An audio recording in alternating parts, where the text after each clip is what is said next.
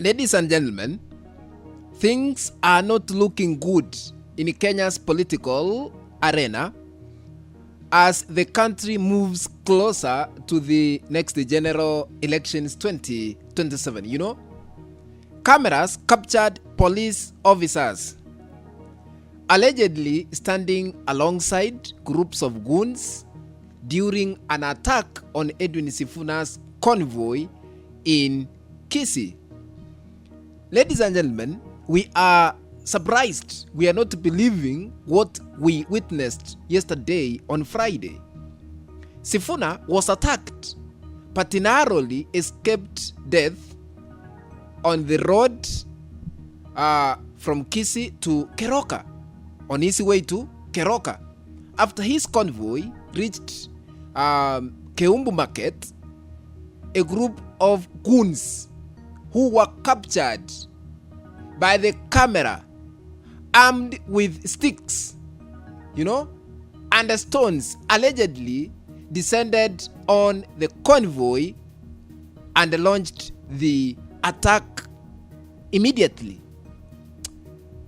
Before I continue, ladies and gentlemen, as you continue watching this clip, please, I beseech you, I request you, don't forget to hit the like button. If you haven't subscribed to this YouTube channel yet, I kindly ask you to subscribe and turn on the notification bell so that the moment we upload any new video clip, you'll be notified whenever we upload a new content. This is the only channel where we don't sugarcoat, but we always put news as it is. Be blessed by God. Let's proceed with our political analysis. We are surprised, ladies and gentlemen. What shocked many people was that a section of police officers were allegedly seen, were captured on camera surrounding the goons, seemingly providing them with protection as they continued belting Sifuna's convoy with the stones. Many people were injured during the incident, and reports claim that some individuals may have lost their lives in the attack. Sifuna's rallies had been successful after meetings in Mosocho, where various groups were united to receive a little contribution from Linda Mwananchi movement. And even Kisii Town, the meeting was successful. When the convoy headed to Keroka, when they arrived Keumbu Market, the situation turned chaotic. The alleged attackers were heard chanting everywhere, two-term.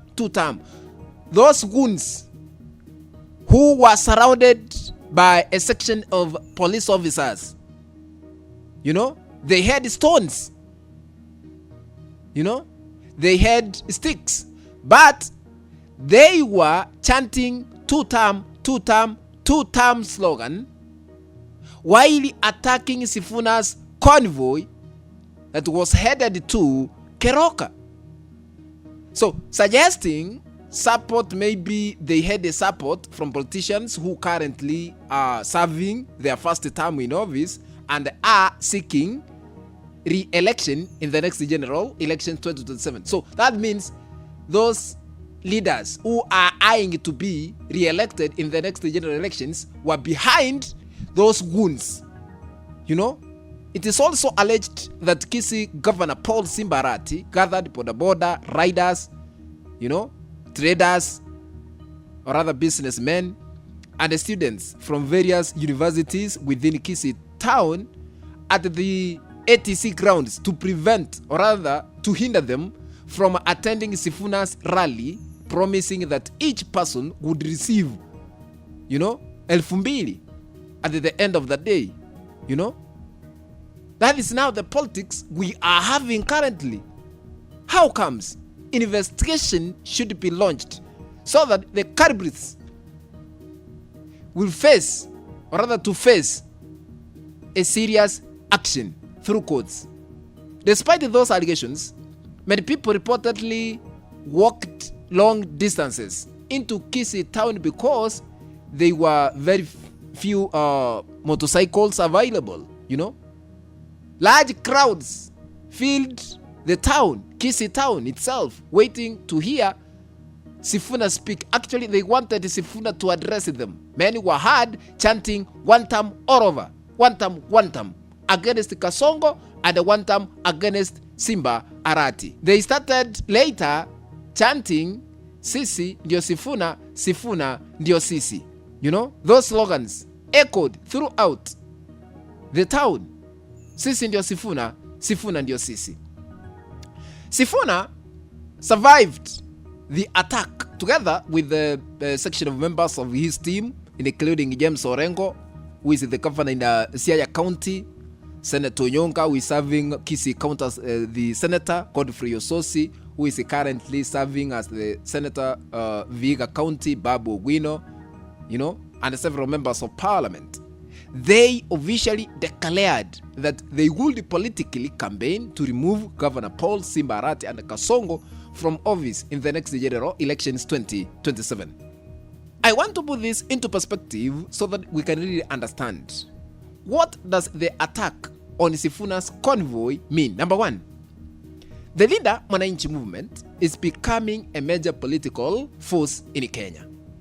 According to the section of speakers, or rather, according to what we witnessed on Friday yesterday, the current political leadership, including Kasongo and his allies, like Paul Simba Arati, fears that the Linda Mwananchi movement could defeat them in the next general elections 2027. So they are afraid, you know.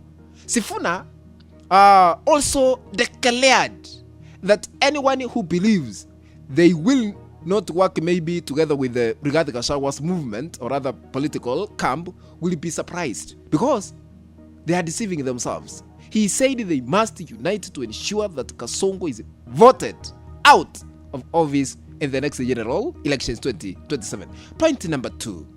What does the attack on Sifuna's convoy mean? Number two, the chances of holding, you know, or rather, the chances of having 2027 elections are becoming increasingly uncertain. Former Chief Justice David Maraga warned that if the current government fails to stop violence, you know,